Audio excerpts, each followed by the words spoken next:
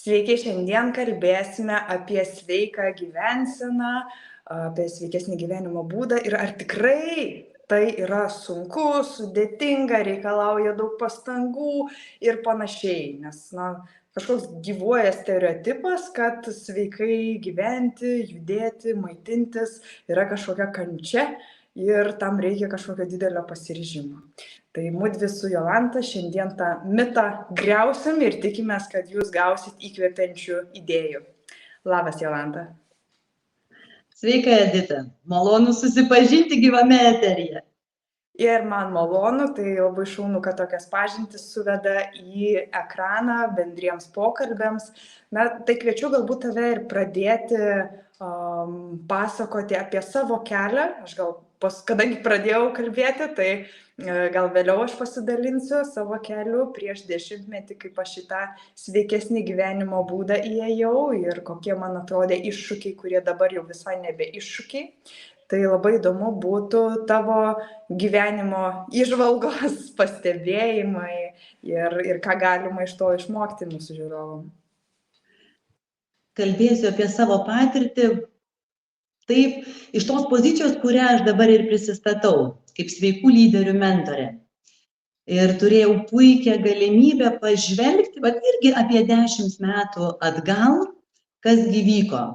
Buvau galvą dėl labai ambicingų tikslų pametusi, karjeros siekiau, dar visuomeninė veikla šalia ir šeima, žodžiu, reikalų pilna, sveikata. Aš turiu stiprius genus.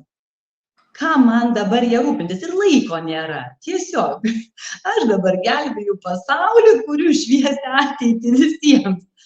Apie save tuo metu kažkaip nesusimąsčiau. Gavau keletą tokių labai stiprių patirčių, skaudžių. Ir jos net nesustabdė iš karto. Persileidimas vidury nėštumo sustabdė mėnesį. Ir tai pažvelgiau šiek tiek į tą situaciją. Reikia atsigauti, pervargau gal ir vėl toliau lėkiau. Po kurio laiko, tuo metu, kad grįžau 3-ojo vaikelio gimdyti, vyresnėliai buvo paaugliai ir aš pamačiau, kad jie namuose kaip apleisti, tokie atskiri vaikai, o aš pati dirbu šeimos politikos srityje. Kalbu apie šeimą ir dirbu dėl šeimų. O kas mano šeimoje dedasi? Ir tada, ilgesnis stabdis buvo, nes likau auginti 3-osios dukters, dabar jai 13 metai, tai tada ir prasidėjo kelionė. Man pasisekė, nes turėjau draugę, kuri vis palikdavo žinutes. Tokias, kurių aš iš karto nesuprasdavau, apie ką jinai čia kalba. Bet kartais po metų, kartais po 2, ar dar po kažkurio laiko, tos jos žinutės man pradėjo kalbėti. Čia ką turime omenyje, pavyzdžiui, apie ką tai buvo, apie kažkokie maisto dalykus, ko nenorėjo protas klausyti, ar kažkokius tai ne visai tinkamus įpročius?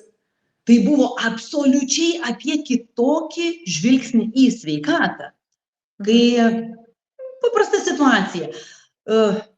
Avietinė turbūt buvom tuo metu ir aš taip pasidariau, neprisirinkau aviečių šakelių su uogytėmis dar vasaros metu. Ir jinai paklausė, kodėl man jų reikia. Taigi sakau, kai vaikai sirgs, tada aš galėčiau paruošti jiems arbatos. O jinai taip pažvelgė į mane, o kodėl vaikai turėtų sirgti? Ar nenorėtumei rūpintis tuo, kad jie nesirgtų? Pasižiūrėjau aš į ją kaip į kažkokią deivę iš kitos planetos, pašnekėjo, tiesiog pašnekėjo, tebūnie. Ir toliau aš likau su savo. Bet po kurio tai laiko aš supratau, apie ką ji kalbėjo ir džiaugiuosi pati dabar būdama tame kelyje. Tai kur vedu mintį, kad ta sveika gyvensena prasideda galvoj. ji negali kitur prasidėti.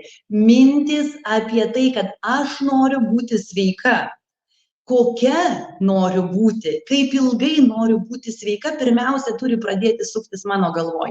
Tas pats ir apie vaikus, aišku, tas pats galioja. Ir tada, kai jau mintis pradeda keistis, keičiasi ir žodžiai.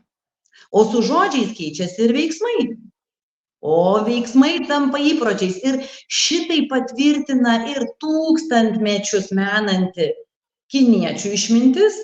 Lao Tse yra pasakęs, ne, būkit dėmesingi savo mintims, nes jos virsta žodžiais, būkit dėmesingi savo žodžiams, nes virsta veiksmais, o paskui veiksmai virsta įpročiais ir iki tol, kad visą tai nulėmė gyvenimą.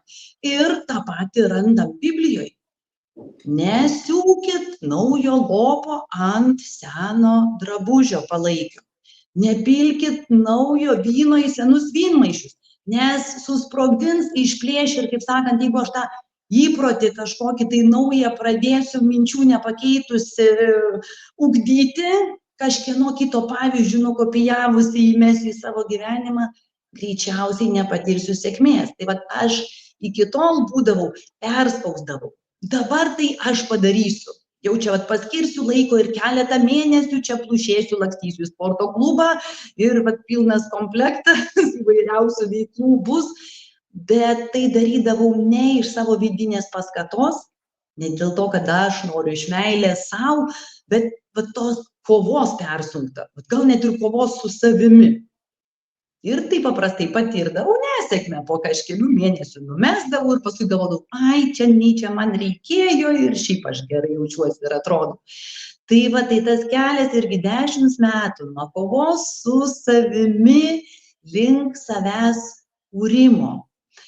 Nuo galvojimo, kad ta sveika gyvensena yra kažkokia nemaloni, tai yra kankinė ir kančia ir tai gali padaryti tik kažkokie sveikuoliai, kurie pamišę dėl jos ir nieko kitų nesirūpina, o aš tai turiu tai normalių tikslų kaip normalus žmogus, link to, kad sveika gyvensena bet kuriam žmogui gali būti malonumą teikiantis gyvenimo būdas.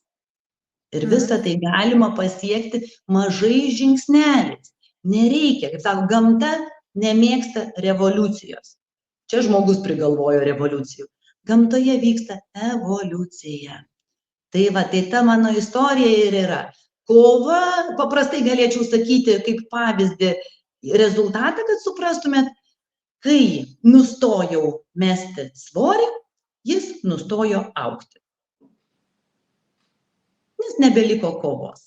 Tai čia jeigu taip visiškai trumpai ilga istorija. Iš to, žinai, irgi dar plėtoti diskusiją apie tai, kad žmonės susimąsto apie sveikesnę mitybą tada, kada prasčiau pasijunta arba kai suserga. Tai tas pats pradinis buvo labai, manau, geras ir kabinantis dalykas žmonėms, mūsų besiklausantiems, jog kodėl pradedama galvoti apie tai, kad reikia išgerti žolelių arbatos tik tada, kada yra peršalimas, o kada jaučiasi gerai, geria kavą ar ten sintetinės tas tirpes visokias kavytės su neaiškiais visokiais priedais, geria arbatas žalias ten iš pakelių, kur mikroplastiko dalelyčių yra nenormaliai daug. Ir prie mūsų krašto žolelių grįžta tik tada, kai suserga. Nes jau reikia kažkaip gelbėti. Kai tuo tarpu mūsų imuninė sistema didžiąja dalim yra susijusi su mūsų pilvu, su mūsų gerosiom žarnyno bakterijom. Tai reiškia ir ką mes geriam, ir ką mes valgom, lygiai taip pat yra susiję. Ir tie maži žingsneliai, jie gali būti labai, labai efektyvūs tokiais atvejais. Todėl, kad mes galime visiškai kardinaliai pradėti keisti savo gyvenimo būdą į gerąją pusę po mažą žingsnelį, ne tai, kad kardinaliai, kai mūsų jau ten kažkoks susirgimas paguldo į lovą ir peršalimas ar dar kažkas, tai tada jau žmogus tikrai jau dabar aš čia stiprinsiu imuninę sistemą ir taip toliau. Bet ta tikroji motyvacija, jinai turėtų eiti, manau, kad iš giliau ir tokiu būdu tie sveiko gyvenimo būdo įpročiai, jie būtų visai nebekančia. Tai nežinau, gal dar pati papildytum šitą scenarijų. Dar viena mintis, kuri man buvo svarbi, norėčiau pasidalinti tą patirtis mano, kad tada, kai jau nusprendžiau, kad aš noriu būti sveika ir noriu būti sveika tikrai ilgai, dar 50 metų prie savo dabartinių 50, noriu dar pridėti sveikų 50 ir turiu tam motivaciją.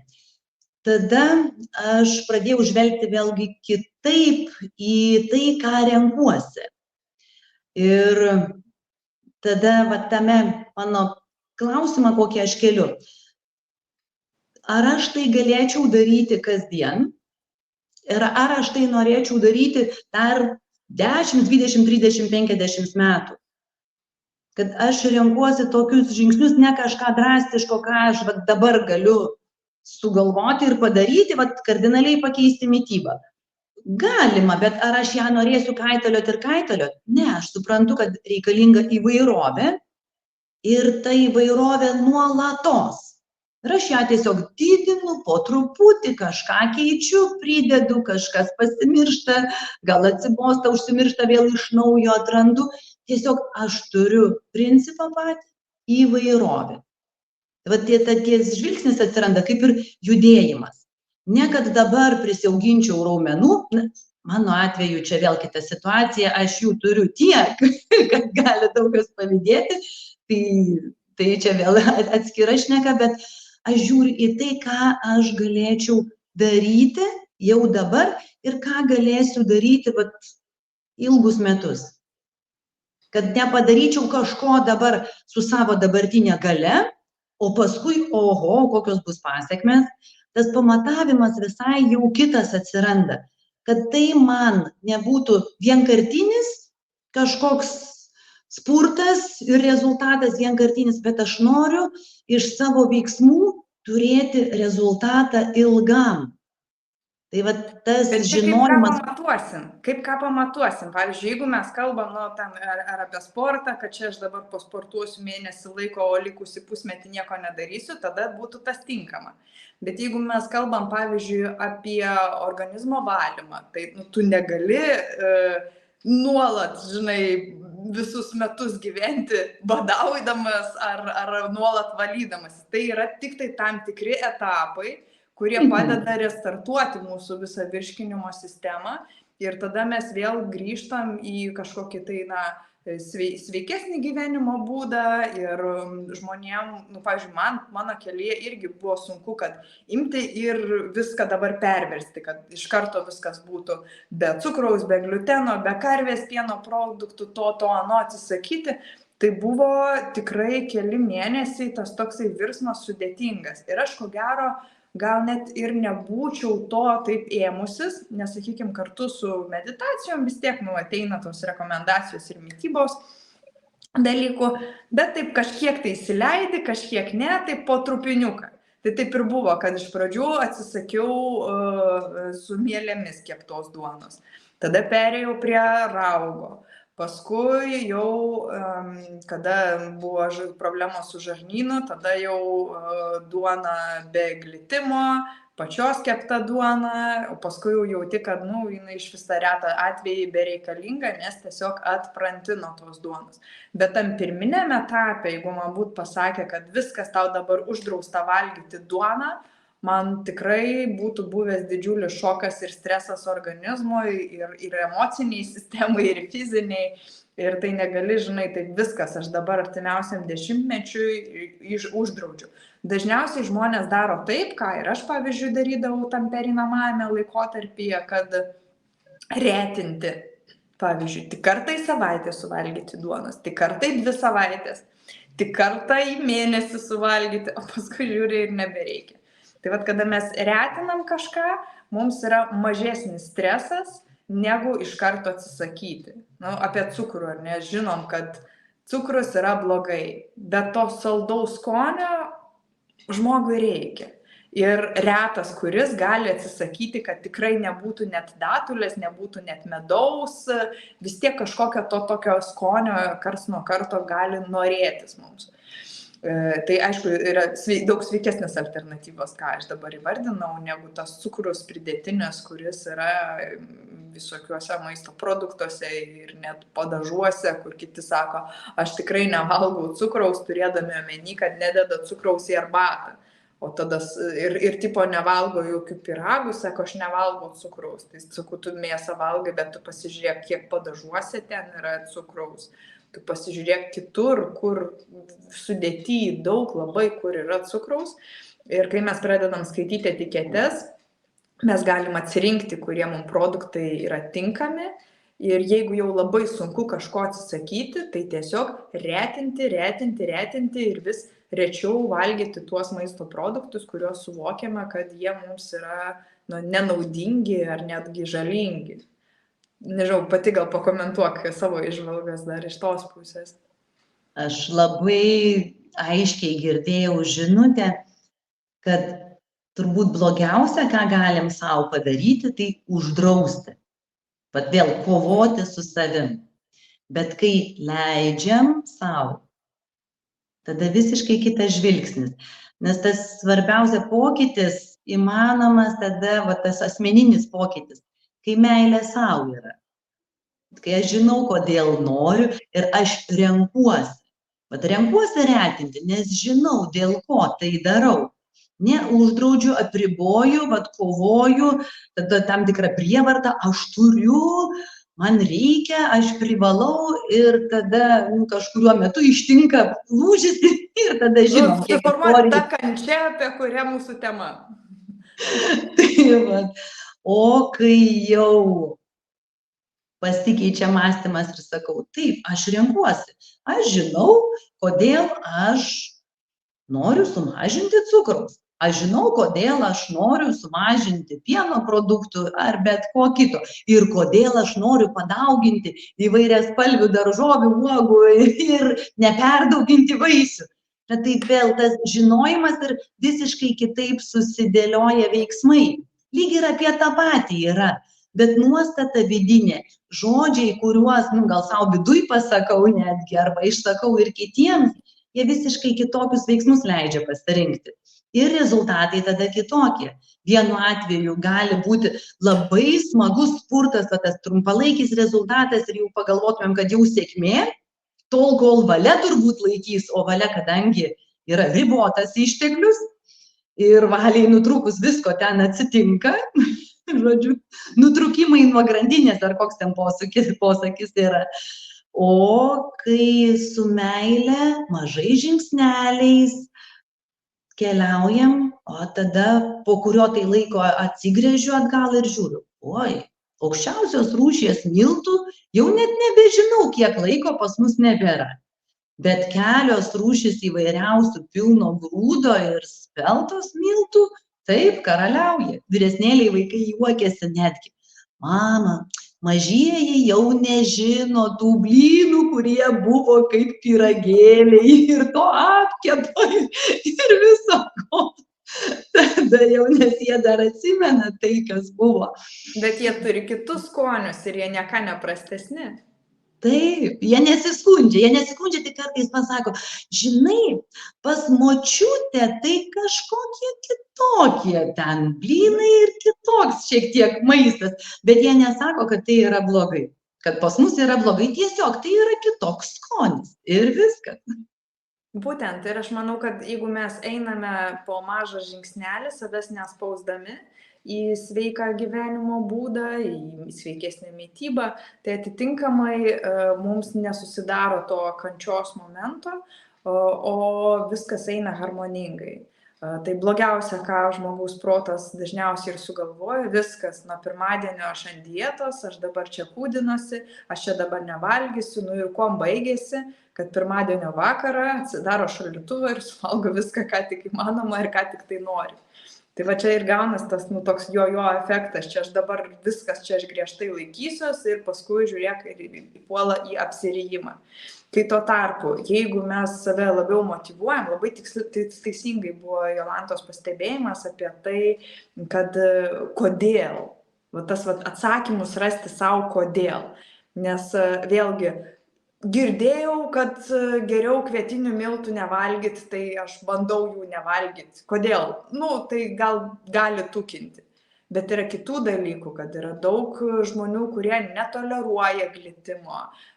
Ten ir susiję su glifosatais, kurie yra tose kvietiniuose miltuose dėl tam tikrų auginimo ypatybių šių laikų.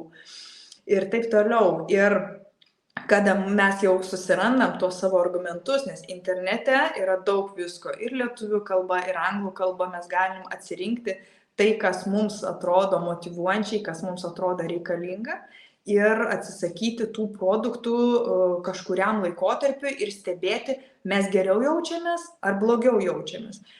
Retas, kuris pasako, kad aš tikrai neturiu jokių virškinimo problemų. Vienam viduriai užkietėja, kitas tuštinasi per dažnai arba per skystai. Labai dažnas dalykas yra pilvo pūtimas. Ta prasme, aš niekom nesiskundžiu su pilvu, man niekur neskauda, tuštinimas vyksta kiekvieną dieną, bet ar tikrai vyksta taip, kaip norėtumėm, kad vyktų, ar tai sklandus procesas, ar nebūna taip, kad kažką suvalgius kitą dieną nesituštinat, gaunasi, kad ir ten vieną kartą į savaitę ar retesnė ta pauzė, jau iškart gali žmogus suklusti. Ar tikrai man reikėjo tą valgyti? Ar organizmas jis pats parodo, ko jisai netoleruoja. Aišku, tie netoleravimai, jie gali keistis laikų bėgant, kada mes kažko atsisakom, mes jau pradedam to toleruoti, bet dažniausiai tai, ką nuolatinai vis valgom ir valgom, mes tų maisto produktų pradedam netoleruoti. Aš esu dariusi kelis kartus maisto netoleravimo testus su daug produktų, ir kai tuo metu, kada kandidozė mano organizme buvo stipriai išvešėjusi, tai man rodė labai daug produktų, kuriuo aš netoleravau, tarp jų, kur aš buvau ten, nežinau, gal kokius 5 metus darbe vis valgydavau avižinius dribsnius pusryčiam, nes man tai buvo be galo patogu užsiplikyti, ir man parodė aukštą netoleravimo lygį. Tai aš kai numečiau tas, sakykime, avižinius dribsnius, aš pradėjau matyti, kad net mano kilogramai keičiasi. Tai kaip įdomu, kartais galima darytis testus, kartais galima tiesiog stebėseną, kaip aš jaučiuosi pavalgius tą ar aną, kaip aš jaučiuosi pavalgius naminį maistą ir kaip aš jaučiuosi pavalgiusi kavinėje. Naminis maistas visada yra pats geriausias ir nėra kažkas tai kosmiško pasidaryti maistą į termosą ryte į darbą išsinešti ar kažkur tai į kelionę pasidaryti tą patį maistą, ir tai gali būti toks greitas visai gaminimo būdas ir nebūtinai taip sureikšminti, kad čia būtinai turiu valgyti kavinėje, nes čia aš neturiu laiko, kada gaminti. Tas maisto gaminimas jis gali atimti labai nedaug laiko. Jūs galit tame procese ryte būti, visko suspėti, ir kol maistas gaminasi, ir prasimankštinti, ir prasikvėpuoti, ir į dušą nueiti, ir paskui tik tai susidėti visą tą maistą ir išsinešti į darbą. Tai va čia toks, ką aš dar irgi pastebiu, kad žmonės sako, tai gerai, kai tu dirbi savo, dirbi iš namų, tai tu čia gali sau leisti daugiau sveikesnį gyvenimo būdą, arba gerai, kad tu savo daržą turi, užsiaugini daug daržovių, tai va tau be pigų, žinai, o mes mieste gyvenam, Anksčiau ir aš sakiau, neauginsiu aš tų daržovių, užsiknisimas daug laiko atima ir taip toliau, bet aš paskui suvokiau tą labai labai aiškiai, jeigu aš noriu super eko šviežių daržovių, aš galiu jas užsiauginti pagal gamtinę žemdirbystę, sakyčiau, tikrai daug mažiau darbo reikia įdėti, negu kad mano vaikystės darže, kur nuolat ravėti reikėdavo, tai aš turiu savas strategijas, daugiau sumulčiavimų ir gali turėti tada savus augalus, arba galų gale susirasti kažkokius tai savo regiono ūkininkus, iš kurių reguliariai pirkti, ką mes iki tol irgi darėm, kol aš nesiryžau dar savo ūkelio 2 žmonėms, žinai, užveisti. Bet kai yra vidinis vedimas, suvokimas, kad mano virškinimo sistema nuo pat vaikystės šlubuojanti. Tai tas, tai anas su viduriais, man reikia pagalbos. Tai man tai buvo didžiulė motivacija. Tuo labiau, kai buvo ta istorija prieš 10-metį po antibiotikų kurso, po Laimo ligos, išsibarstęs visiškai tas mano žarnynas, virškinimo sistema. Ir aš supratau, kad turiu valgyti taip, kad nemaitinti parazitų, nemaitinti savo to grybelio, nes, pavalgai kažką tai tokio, žiūrėk, jau baltas liežuvis ir aiškiai kūnas rodo, cukrų mažinam, kitaip vėl sugrįž tos virškinimo problemos, kurios buvo nuo pat vaikystės. O kas liečia virškinimą, tai tikrai nebūna taip, kad pakeičiau mitybą mėnesiui laiko, viskas stoja į vietas, pradedu toleruoti viską. Dažniausiai tai užtrunka. Bet jeigu mes į tai žiūrim pozityviai labai, tai mes daug lengviau pereisim tą visą etapą. Gal papildys? Man dar kelios mintis kilo pačios beklausant ir tai ir mano patirtikas yra apie savęs stebėjimą. Tai ką užfiksavau, kad stebėti ir ypač užsirašyti. Tai visai kas kita yra negu savo pasakyti ar pagalvoti. Ir tiek aš, tiek mano klientai yra patvirtinę, kad apie save, apie savo įpročius galvojame geriau, nei yra iš tiesų. Galvoju, kad darau, bet kai pradedu fiksuoti, ar iš tiesų aš tai darau ir kaip aš darau, pasirodo visokių neatitikimų yra tarp faktų ir tarp pamąstymų apie save. Tai va šita žinutė. Taip pat stipriai sukalbėjo ir mano istorijoje tas atsispindi, kai pradėjau norėti geresnių produktų, švaresnių, tai su laiku atsirado tie žmonės, kurie augina būtent taip, kad aš galėčiau pasitikėti. Ir atsirado žmonės, kurie netgi suorganizuoja, kad į vieną vietą sukeliautų visi fantastiški produktai ir galėčiau juos įsigyti. Taip. Turėjau draugų tarpe tuos žmonės ir anksčiau, bet aš tiesiog negirdėjau, nemačiau to, nes man tai nerūpėjo. Čia ir vėl yra apie tą minčių pasikeitimą. Kol nėra mano galvoj minčių apie sveikatą, apie sveiką gyvenseną, aš negirdžiu, nematau, neperskaitau žinučių, nesutinku tų žmonių, kurie apie tai kalba. Kai aš jau pradedu norėti pokyčio, tada atsiveria, atsidaro visa ir širdis ir tada naujai atsiskleidžia žmonės, net ir šalia buvę, aš juos girdžiu ir aš tada jau galiu priimti ir savo patirtį tada jau auginti per tai. Tai va tai, pirmas žingsnis – pokyčiai mąstysenoje. Antras žingsnis – kalbėti savo ir netgi pabandykit, kas mūsų klausotės, ten, kur sakot savo reikia, turiu arba privalau, pabandykit pakeisti į noriu, galiu, renkuosi. Visiškai kitaip ta pati mintis nuskambės ir užkabins žymiai giliau.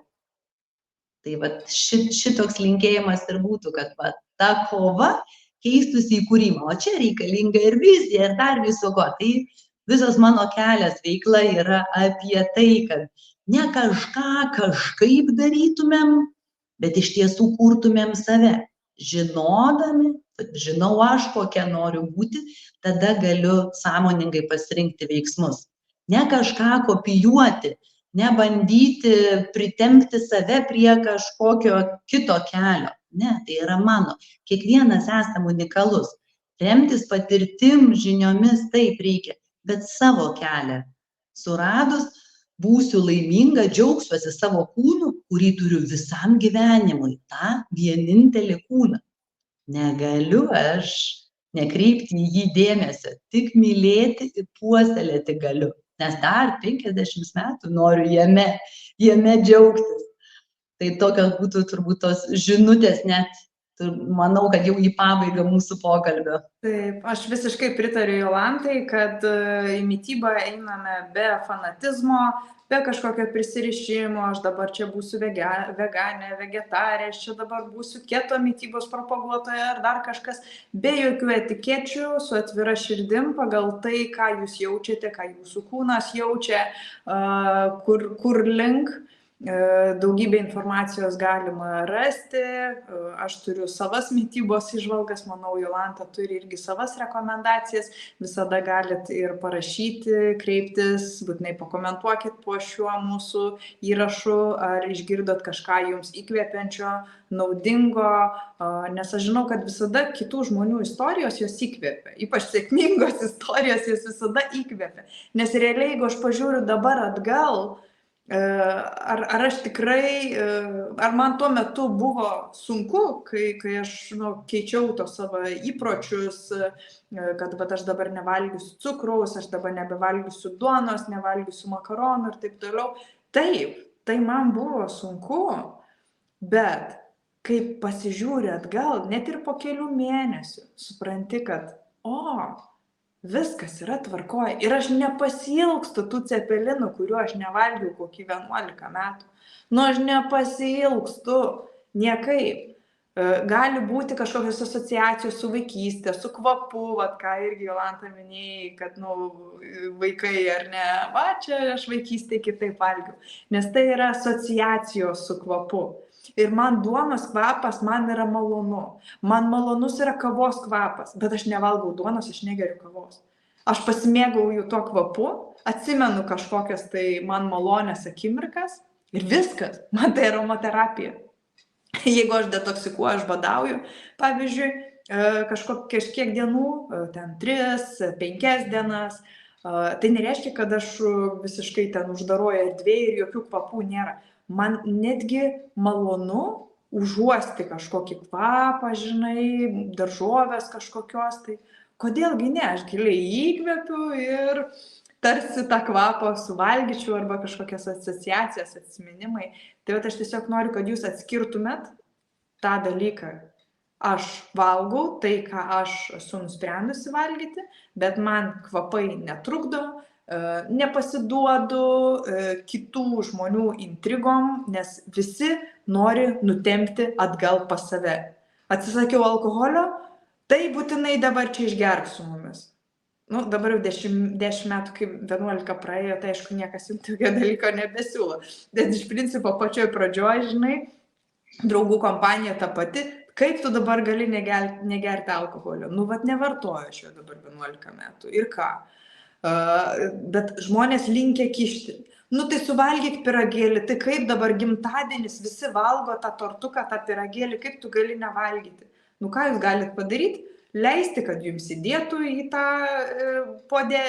tą lėkštutę, paknibinėti, palikti. Lygiai taip pat su tom šampano taurėmis irgi susidūrus. Būtinai šventė, kaip tu drįsti.